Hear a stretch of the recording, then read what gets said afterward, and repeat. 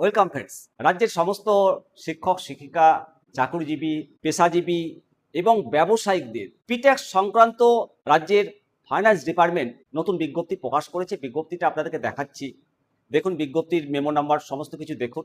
এই বিজ্ঞপ্তির মূল বিষয়বস্তু এবং ব্যাখ্যা সহজভাবে সঙ্গে শিবরাম আপনারা দেখছেন নিমতে দর্শন। প্রত্যেককেই স্বাগত নিমতে দর্শনে।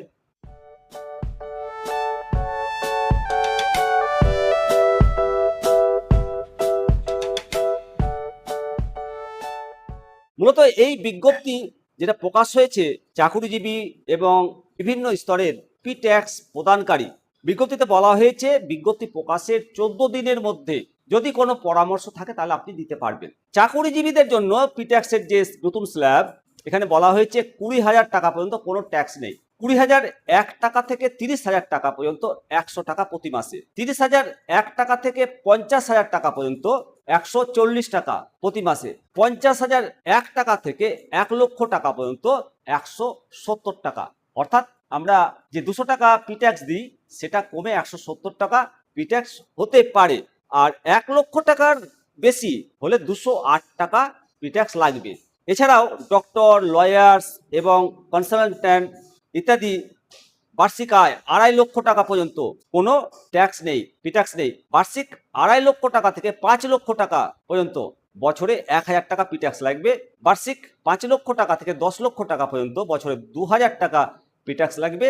এবং বার্ষিক আয় 10 লক্ষ টাকার বেশি তাদেরকে 2,500 টাকা পিট্যাক্স লাগবে প্রতি মাসে প্রত্যেকের ক্ষেত্রে। ব্যবসায়ী এবং সরবরাহকারীদের জন্য ট্যাক্স টার্নওভারের ভিত্তিতে বার্ষিক 10 লক্ষ টাকা পর্যন্ত কোনো ট্যাক্স নেই।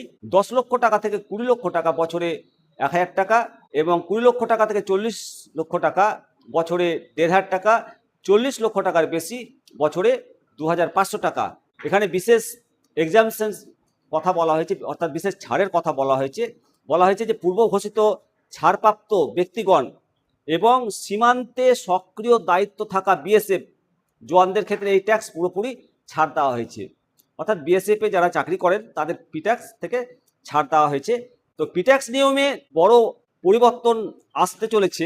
কার কত টাকা কাটবে সেটা আপনারা বুঝতেই পারছেন। তো বন্ধুরা, অর্থ দপ্তরের এই বিজ্ঞপ্তি গেজেট প্রকাশের পর থেকে 14 দিন সময় পাবেন মতামত জানার জন্য।